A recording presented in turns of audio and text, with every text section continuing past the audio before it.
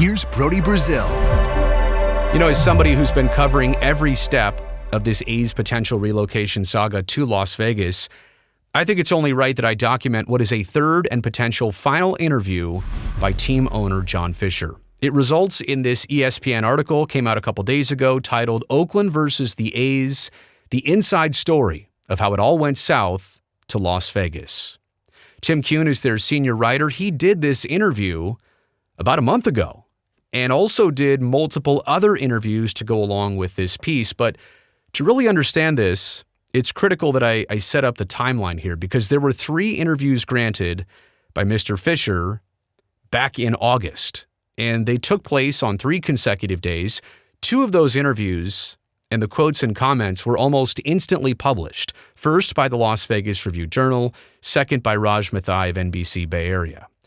And so with this third interview, it's kind of the first, last, and only chance for quotes from Mr. Fisher. It's not expected that he'll say anything more about this process.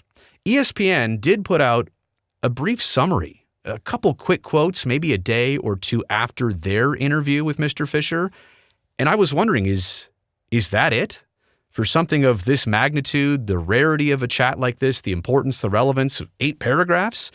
Obviously, as we found out here, it took a month. It took a lot more interviews to come up with what is a very comprehensive documentation of a lot of different angles here in Oakland, in Las Vegas, from the political side, from the ownership side, from the baseball side. And so, this is 7,000 words. I highly encourage you to just go read the whole thing yourself here. I'm only going to be kind of cherry picking, like I said, through the most notable and relevant parts, the parts that stood out, the parts that maybe brought some new information to light, including this, what was called the Negotiation Summit. And crazy enough, I called it a summit literally days after I found out about all this. In late April, Sheng Tao, mayor of Oakland, had scheduled a week of intensive talks with the A's and a team of mediators to bring the deal home, the Howard Terminal deal. Hotel rooms were booked, flights were reserved. Tao even gave it a name, the Negotiation Summit. At the event, the evening of Cavill's phone call, the mayor and some of her staff were out at an event. Tao told Lee Hansen, her chief of staff, quote, "I really think we're going to get this over the finish line." Fair or not, that was Oakland and their mayor's interpretation of where the deal was at before they got a phone call on April 19th, which was quite contrary to that. I can't believe this. Cavill's phone call, quote, "a blindside," Tao says, "hey, we're just gone," came after no breakdown in talks, no stalled process, no contentious back and forth. Cavill's call triggered a sequence, one call begetting another. Tao hung up with Cavill and called Hansen, who called Steve Kawa, the lead negotiator for the deal and a longtime friend of the Fisher family. Quote, "I can't believe this is what's happening," Kawa said. "I'm calling John," as in Mr. Fisher. Kawa called Fisher, suggesting he reach out directly to the mayor. Fisher called Tao to confirm the news. I bring this up because it's one thing for the mayor to not believe how things were going. It's another thing for the A's to say, well, we weren't making any progress. Here's a mediator who literally said, "I can't believe this is what's happening," after all that they had organized and the summit that they had orchestrated. Totally illegal. What are we talking about here? This one's interesting, and quite honestly, this one is relatable. I'll explain in the end here. It's a lot of text. Hang with me. The only way to truly appreciate the grandeur of the Howard Terminal site, Fisher was told, was to see it from the top of one of those cranes. And so, one day, in the early stages of the project's development, Fisher, Ingalls, as in Bjarke Ingalls, the European architect of the project at Howard Terminal, and Dave Cavill climbed over a chain-linked fence and entered federally protected land, totally illegal, a source says, where they stood at the base of one of the 393-foot tall cranes, took a deep breath, and began their ascent. Ingalls is known for his enthusiasm and charisma. He visualizes his projects from the air. They climbed the graded metal stairs until they reached the top, where they stood on a small platform and looked around. The breathtaking panorama encompassing the island of Alameda, the San Francisco skyline, the Golden Gate Bridge, the Marin Headlands, and the Oakland Hills, and the Oakland skyline. They took a selfie and stared down at Howard Terminal, at its potholed streets and railroad tracks and the mountains of shredded metal at Schnitzer Steel and saw nothing but possibility. And let me just say, the article mentions that Mr. Fisher and the A's, they fell in love with the Howard Terminal site. They saw this beauty. They saw this potential. You know who else is right there with them? So if there's a relatable part in all of this, it's right there. It's what they saw. It's what I saw. It's what a lot of people saw. It's what the rendering showed. And I have to tell you, I toured the site. Not many people have been to Howard Terminal. Like, few have. I've walked around it. I walked right under those cranes. Now, I didn't get to go up them. Obviously, I didn't think that was allowed. Clearly, it wasn't. But to have that much ambition to climb one of those 393-foot tall cranes and you don't know how they've been maintained and is this safe and is there a climbing apparatus? I imagine the stairway going up must have been like Statue of Liberty type small. You ever been up the top of Statue of Liberty? So that was pretty ambitious, but it shows you a passion for the project that the A's once had. How about the remaining gap in infrastructure and funding for Howard Terminal? Still, to seasoned developers, it seems incomprehensible that a $12 billion project, which I think that number might have always been inflated, but if that's what it used to be in 2018, then that's what it used to be. A $12 billion project could collapse over less than $100 million. Did Fisher, publicity shy and risk averse, get cold feet? That's what the article says. Quote, I don't think he got cold feet, says Lee Hansen, the mayor's chief of staff. Quote, I think he got an accountant. And to be fair, the pandemic and the economic situation and a lot of things changed even from 2017 to 18 to 19 to 20 to 21 and 22.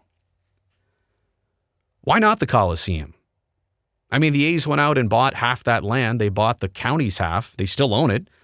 In cooperation with the city, they bought half of the 155-acre site for $85 million. Quote, to be able to attract the 2.4 million fans that we were hoping to attract here for our stadium, it had to be great, Fisher says. I think about Howard Terminal. It had to be at least as good, if not better, than Oracle Park in San Francisco. And I also felt like, why should our fans settle for anything less? Our fans deserve a great ballpark, and that was always my North Star, end quote. Okay. So the article goes on, asked if he understands why Oakland fans might be willing to settle for a stadium that is slightly less great if it meant the team would stay in Oakland. Fisher hesitated before saying, quote, yeah, I can appreciate that, but for us to be successful, which is being able to be competitive with some of the other really strong teams in baseball and with our sibling club across the bay in San Francisco, we had to be able to have revenues and success comparable to those other clubs. So it's just another perspective on A's competition with Oracle Park and how that's always been viewed by the A's. I will say, if you're looking at the Giants as your competition, imagine what your competition for entertainment is going to be on the Las Vegas Strip. Speaking of Las Vegas, a lot of questions still exist there with this plan and what's been spelled out and what hasn't. At one point, the A's based revenue projections on an annual attendance of $2.5 million in a Vegas ballpark that was to seat 30,000. A statistical impossibility, right? To get to $2.5 million with only 30,000 for 81 home dates. Cavill has since revised the projected capacity to 33,000. The original renditions of the Vegas stadium, since discarded, showed it taking up far more than 9 acres of the Tropicana's 36 acres. And the dimensions of the field look suspiciously similar to the Coliseum, complete with its intercontinental big foul territory. Target Field in Minnesota sits on the smallest footprint of any MLB stadium at 8.5 acres. Mind you, I'll throw this in. There's even more land that hangs over an expressway out in right field that's not counted. It's part of the park, but I digress. It's an open-air stadium, and some architects suggest a retractable roof is nearly impossible to fit onto the 9 acres of the Las Vegas site, which A's pre- and post-game television host Brody Brazil determined is roughly the amount of land occupied by the Bellagio fountain. I had no clue I was going to be part of this. As I was skimming along this article, I saw myself name dropped. And that is true. The Bellagio fountains, 9 acres. The scheduled A's ballpark in Las Vegas, 9 acres. Okay, about that application. The A's relocation application filed August 23rd, so the A's say. I mean, we have no proof or surehand knowledge of this, is notable for its omissions. There is no set ballpark design for the corner of Las Vegas Boulevard and Tropicana Avenue. There is no indication whether the stadium will be domed or have a retractable roof. The only 2 options for a Southern Nevada summer. There is no firm financing plan, although Fisher says he has been working with Goldman Sachs to finalize that part of the deal. And there is no defined site where the A's will play during the 3-year minimum interim between the expiration of their Coliseum lease after next season and the proposed opening of the Las Vegas Stadium in 2028. So here's somebody from a national level confirming these details: no set ballpark design, no indication of dome or retractable roof, no financing plan, and no defined site where the A's would play for those interim seasons. And here's kind of a new wrinkle to it: the 3-year minimum. I mean, it is the A's best case scenario to get to Las Vegas by 2028. You might recall they initially said 2027 when the Wild Wild West site was proposed. It quickly went to 2028 as soon as they turned their focus to the Tropicana location. Waived expansion fees or not? Commissioner Rob Manfred's decision to waive the A's relocation fee, estimated at anywhere between $300 million to $1 billion, might prove to be a sticking point with owners. Why should Fisher, with the lowest payroll in baseball and a Forbes estimated franchise valuation of $1.2 billion before the relocation, cost every team more than $10 million and get the Las Vegas market, which has long been considered perfect for an expansion team?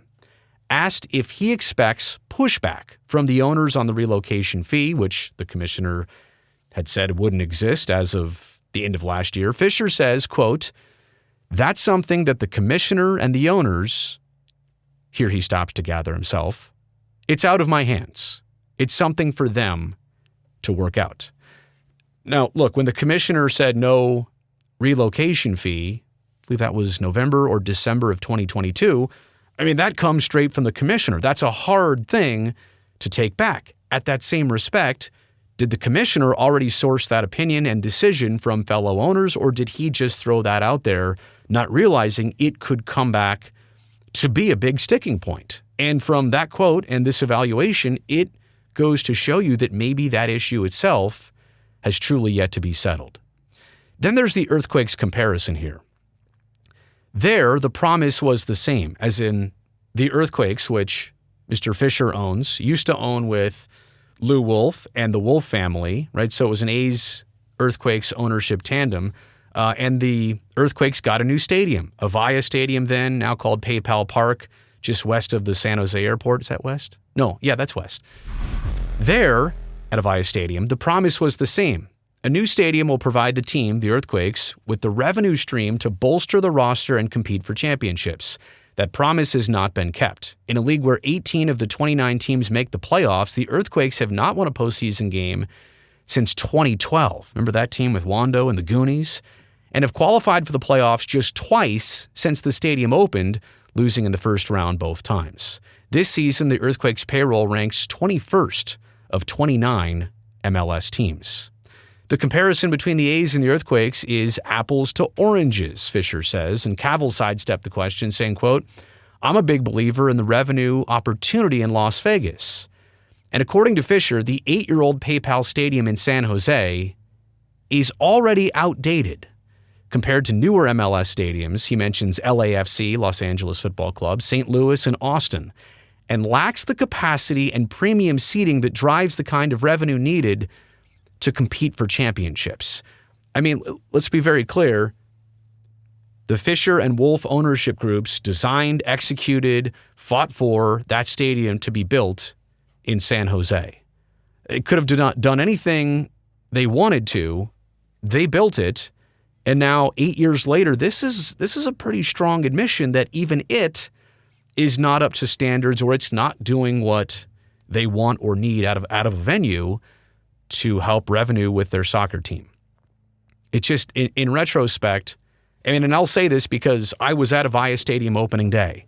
I interviewed Dave Cavill back then before I really knew anything about him, and they were gloating about how this was not Levi Stadium. It didn't need all the skyboxes. It didn't need all that. It was much more of a simple and intimate venue. And in fact, if you want to see that clip, just go search Avaya Stadium here on my channel. It exists already. Let's move on here to purchase offers of the A's franchise. The group of prominent local investors led by Peter McGowan. Okay, we're talking here about how the Giants were almost going to relocate in the early 90s, and they were bought by Mr. McGowan and a group of other owners, an A-list group here, including the Fisher family. The group of prominent local investors in the Giants, led by Peter McGowan and consisting of an A-list of old San Francisco money, managed to purchase the team, the Giants, and build Oracle Park, a privately financed ballpark on the waterfront. When I, Tim of ESPN, asked Fisher if any local groups driven by similar civic pride had approached him with an offer to purchase the team, the A's, and keep it in Oakland, he shook his head and seemed to dismiss the question. Quote, "I'm not going to comment on whether I've received inquiries into the team or anything like that," end quote, he says. Quote, "Like I said, I'm a local, right? Bay Area native. And so I think if there was anyone who was going to give it their all to try and make it work, it was going to be me," end quote. Well, in terms of buyers in Oakland, there's a different perspective from the city. Since the A's announced their deal in Las Vegas, Mayor Shang Tao says her office has heard from, quote, "multiple buyers who are very viable. I'm not going to bring up their names, but there are people willing to come together and figure out how we keep the A's here," end quote. The problem they face, the article says, and she says, is simple. Quote, "You can't buy something that's not for sale." And that's been consistent this entire time. A couple more things here. Some introspection here. This is a quote by Mr. Fisher. Quote, "I got into baseball because I was a fan and I loved the game. And I always thought the A's had this incredible history to them." I want to also add in here as I get halfway through, we heard something similar. In fact, I thought this was an identical quote from the Raj Mathai interview, but it's a little bit different here. As I told somebody the other day, I don't really feel like I'm an owner because I think with baseball teams and other sports teams, you're really kind of a caretaker for creating a legacy of additional history for your club. And that's what I hope to create for us in Las Vegas.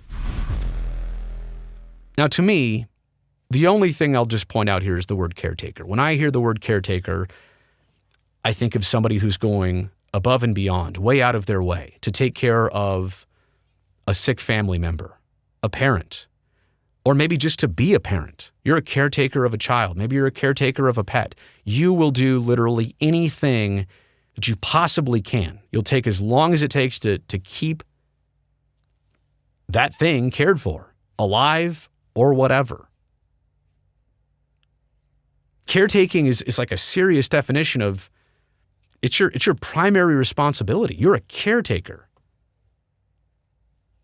And to kill baseball in Oakland, to sacrifice it for creating something new in Las Vegas, and just the word caretaker stands out to me. That's a hard one to apply considering where the franchise has been and where the team wants it to go. The article ends like this, and it's kind of a weird hope and optimism to end the piece here. In a twist, Fisher might leave a legacy in Oakland after all. It won't include sculptures from his personal collection, his art collection, or Bjarke Engel's cool ballpark design, but Fisher's investments in the Howard Terminal site will make it easier for the city of Oakland to lure a new developer to create a new vision. The grant money the city procured, which is in the hundreds of millions of dollars, federal grant money, the grant money the city procured awaits the next visionary. And that's true. The cranes loom, the views are great, the possibilities remain limitless. And I do want to point that out. That's something that not a lot of people understand or realize. All the work of the A's in the city of Oakland, it's not just sitting idle and going nowhere. Of course, they'll give it some time to see how this goes next. And if there is expansion with baseball or if the A's ultimately do or don't relocate. But what's been done to move Howard Terminal forward, that does not go away. It could go in a different direction. It could stay in the same spot. It does not retreat. Financially, the work that's been done, the EIR that's been put together, all of that is intact. What will it be in 5, 10, 20, 50 years? Who knows?